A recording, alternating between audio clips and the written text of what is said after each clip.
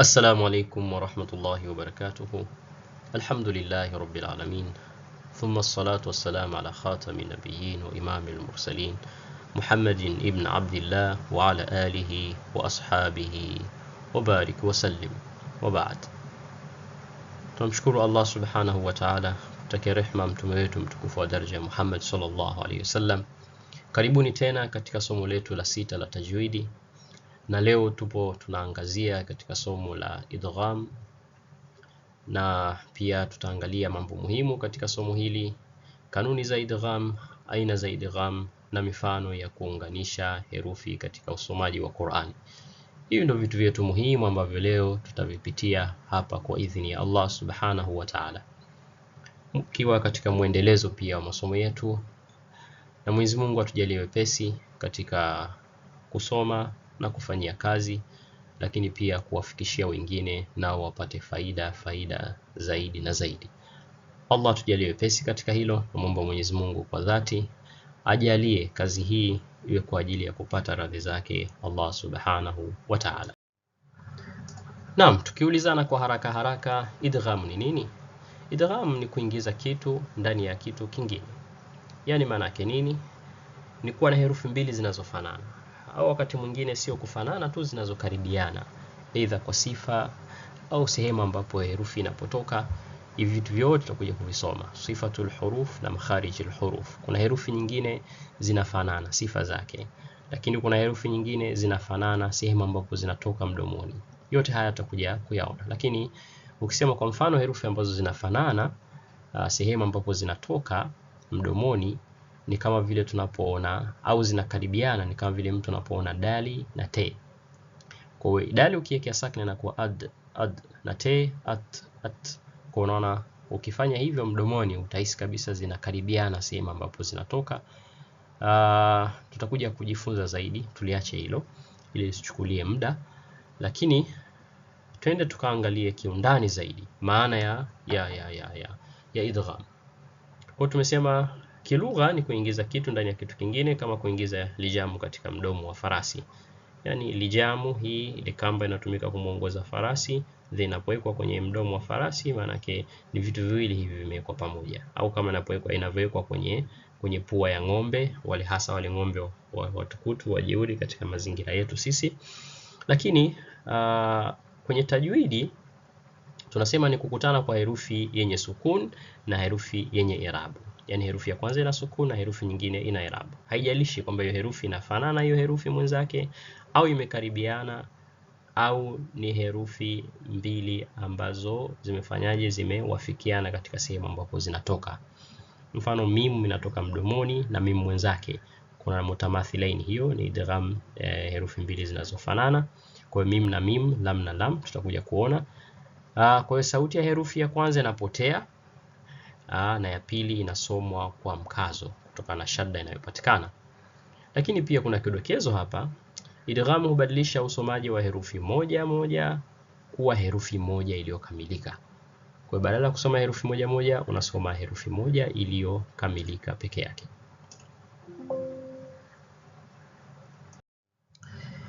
Ni vyema kujua pia kwamba idghamu imegawanyika katika makundi makuu matatu. Kundi la kwanza, idgham ya nuni sakina na tanwini, na ndio somo letu la leo. Kwa hiyo idghamu hii inazingatia sauti za puani na kundi la yarmalun. Yani kundi la yarmalun ndani yake kuna herufi 6. Ya kwanza ni ye, ya pili ni ra, ya pili ni mim, lakini ya tatu ni lam. Then hapa kuna wau, alafu kisha herufi ya mwisho ni nuni. Kundi la pili la idgham ya uhusiano wa herufi. Inazingatia asili ya kutamkia, yani inazingatia makhraj, sehemu ambapo herufi zinatoka. Mahala ambapo herufi zinatoka ndipo hukum ya idghamu inapatikana. Kwa hiyo kuna ya kwanza mutamathilaini, ikiwa herufi mbili zinafanana, mfano mim na mim, wau na wau, nuni na nuni, min ni'ma mfano. Kwa hiyo ni nuni na nuni zimekutana, ya kwanza ina sakna, kwa inakutanishwa na hiyo herufi nyingine ambayo ina i'rab. Lakini kuna mutajanisaini, ni herufi mbili ambazo zimewafikiana katika makhraji, zinatoka sehemu moja, mfano ta na ta. Hizi herufi mbili zinatoka sehemu moja, na ukitaka kujua zinatoka sehemu moja, tulisema mwanzo kabisa katika somo letu, utaweka sakna. Kwa hiyo ukiweka sakna herufi utajua inatoka wapi. Kwa sema mato, mato, alafu kuna tat, unaona kama zinatoka sehemu moja. Kwa hiyo te na toe zinatoka sehemu moja, lakini zinatofautiana katika sifa. Zinatofautiana katika sifa vipi? To ni katika herufi nzito, lakini ta ni herufi nyepesi. Ila tuna kundi la tatu ambayo ni mutaqaribain, tutakuja kusoma baadaye. Idgham mutaqaribain ni herufi mbili ambazo zimekaribiana katika sehemu ambapo zinatoka. Yani mdomoni pale sehemu ambapo zinatoka hizi herufi mbili zimekaribiana. Mfano dal na te.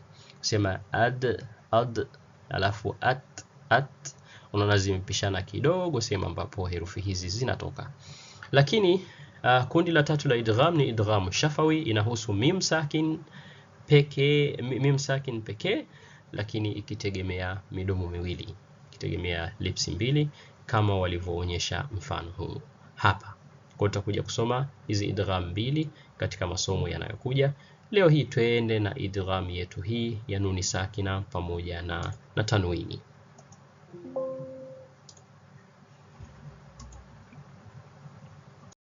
Tukija kwenye somo letu la kundi la Yarmalun, msingi wa nuni sakina na tanwini. Kwa tuna nuni sakina yetu, lakini pia tuna tanwini ambayo ni fathatani, kasratani na dhammatani.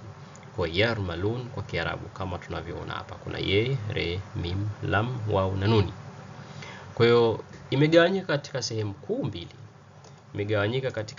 kuu mbili. Yarmalun, herufi hizi zimegawanyika katika sehemu kuu mbili, yani idghamu hii imegawanyika katika sehemu kuu mbili.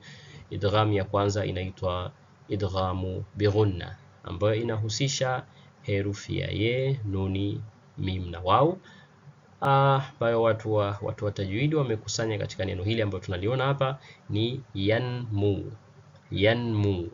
Kwa kuna ye, nuni, mim na waw.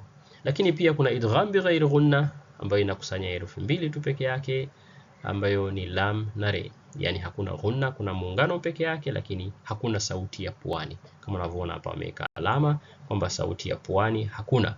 Tutakuja kufundishana vizuri kabisa nini maana ya sauti hiyo ya puani na jinsi ya kuisoma. Na hapa pia tunaona haraka baadhi ya mifano. Lakini ukiangalia hapa yeye anasema sauti ya puani dhidi ya muungano wa moja kwa moja. Kwa hiyo tunafundishwa leo ghunna. Twende tuka practice wote kwa pamoja ghunna. Kwa hiyo ghunna tumesema ni sauti ya puani. Kama mnakumbuka kwenye somo letu la idhhar, kwenye somo la idhhar hakukuwa na sauti ya puani, na ndio maana imeitwa idhhar, kudhihirisha. Kwa tulikuwa tunadhihirisha nuni sakna na tulikuwa tunadhihirisha tanwini. Kwa hiyo anasema kanuni, sauti inashikiliwa puani kwa haraka mbili. Kwa inabidi ziwe haraka mbili. Herufi ndio hizi ye, nuni, mim na waw. Lakini mfano faman ya'mal, unaona faman ya'mal. Naam, naweza tukasoma hivi. Hakikisha ghunna inatokea puani, na wakati huo sauti ya ye pia inapatikana. Faman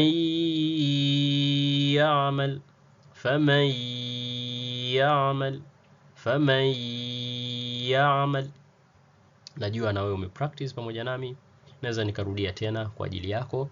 Faman ya'mal, vizuri kabisa. Tena faman ya'mal, vizuri kabisa.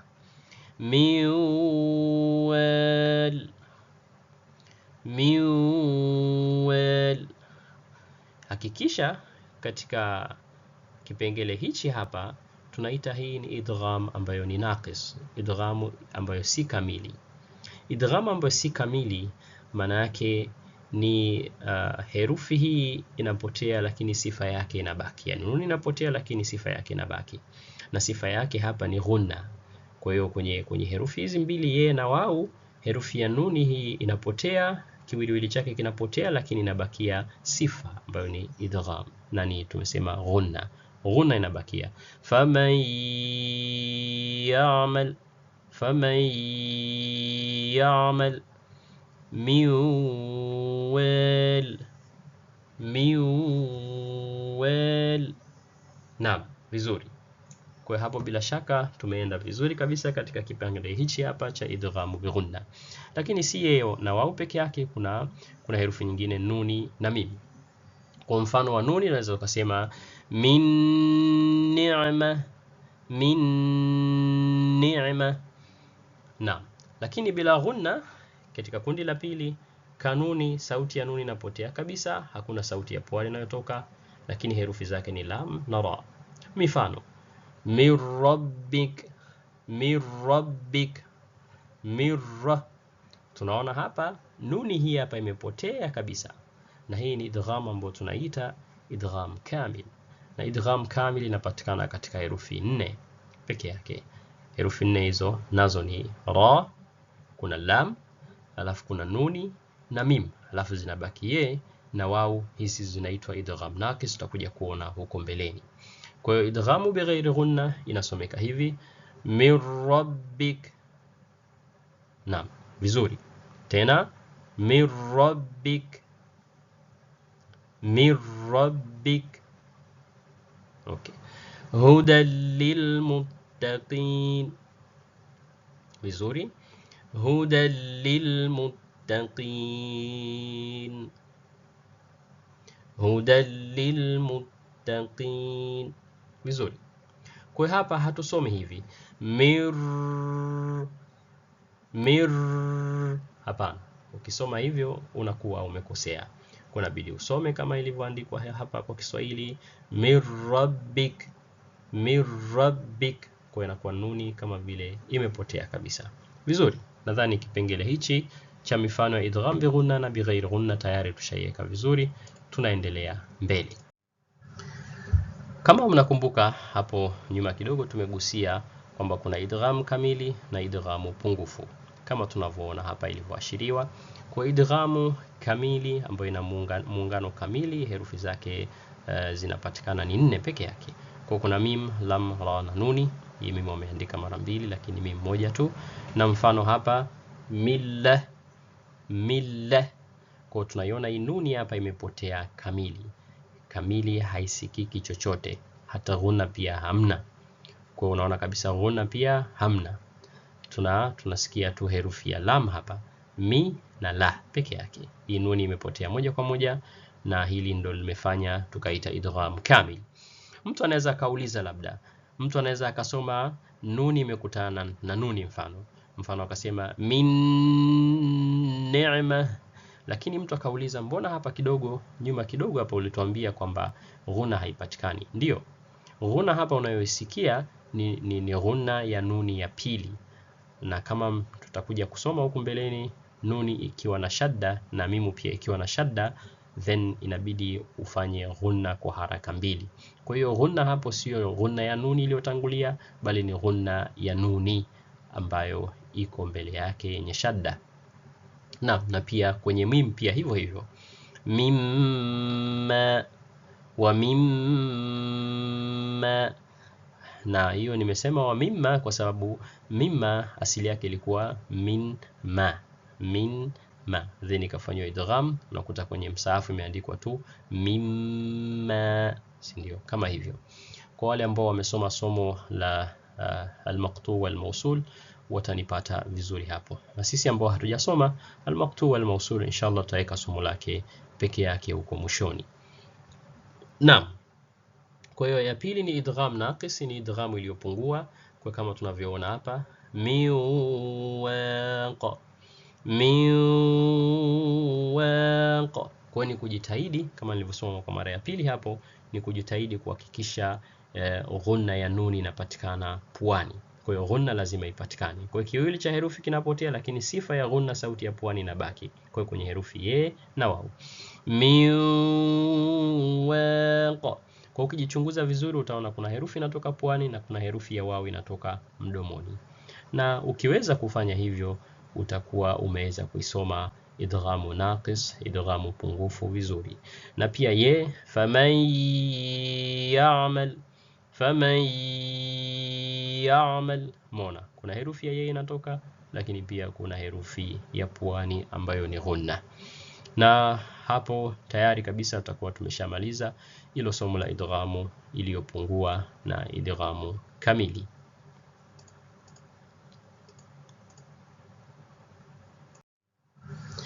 Lakini pia wakati au baada ya kusoma somo la idgham utakutana na vitu kama hivi hapa tunavyoviona. Utakutana na maneno kama haya: qinwan, swinwan, bunyan pamoja na dunia. Najua ukiangalia vizuri utaona kwamba hapa ya maneno haya utaona qinwan, mfano neno la kwanza kuna nuni yenye sakna hapa, then kuna wau hapa. Bila shaka kwa mujibu wa somo tulilolisoma itakuwa ni qiwan kwenye idghamu naqis. Lakini chukua tahadhari, upekee muhimu, hii haiitwi idgham bali inaitwa idhhar mutlaq, kusoma kwa wazi. Yani ni idhhari isiyokuwa na masharti, ndio maana ikaitwa mutlaq, izhari isiyo na masharti. Sheria ya tahadhari: ikiwa nuni sakina itakutana na herufi ya idgham ndani ya neno moja, hakuna kuunganisha. Tumeweka kwa herufi kubwa kabisa, hakuna kuunganisha, lazima isomeke kwa wazi, idhhar, ili kulinda maana ya neno. Kwa hiyo mfano ukisema qiwan, maana yake inakuwa imepotea, ila inabidi usome kwa idhhar. Unaisoma kama ilivyoandikwa hapa, qinwan, qinwan. Na kwenye swinwan pia hivyo hivyo, usije ukasoma siwan, soma swinwan, swinwan. Bunyan, bunyan. Na pia dunya. وما الحياة الدنيا إلا متاع الغرور. Kwa hiyo maneno haya manne pekee ndani ya Qur'ani nzima yanasomwa kwa idhhar, na idhhar hii inaitwa idhhari mutlaq. Naam, jitahidi na kumbuka hili vizuri kabisa. Maneno haya manne popote pale utakapoyakuta kwenye Qur'ani ujue kwamba hayasomwi kwa idgham bali yanasomwa kwa idhhar, na idhhari hiyo tunaita idhhar mutlaq. Qinwan, swinwan, bunyan, dunya. Naam, vizuri. Naam, hapa kama tunavyoona haya ndio masomo yetu ambayo yanayokuja. Naamini mtakuwa mnayasubiria kwa hamu. Tutasoma aina nyingine za idgham, idgham mutamathilaini, zinazofanana kabisa tulivyosema kama tulivyoelezea kwa mwanzo, lakini idgham mutajanisaini, za jinsia moja, herufi ambazo tutakuja kuziona pia katika siku zijazo, lakini mutaqaribaini, zinazokaribiana makhraj, tutakuja kuziona pia. Hili ndio somo letu linalofuata. Wa hadha, assalamu alaikum wa rahmatullahi wa barakatuhu. Tunaomba Mwenyezi Mungu atujalie wepesi, na hongera kwa kumalizia somo lako hili la leo, na tunaomba Mwenyezi Mungu pia atujalie wepesi kuyasubiria masomo yanayokuja na kukaa chini pia na kujifunza na hatimaye kwenda kuwafundisha wengine. Subhanaka rabbika rabbil izzati amma yasifun, salamun alal mursalin, walhamdulillahi rabbil alamin.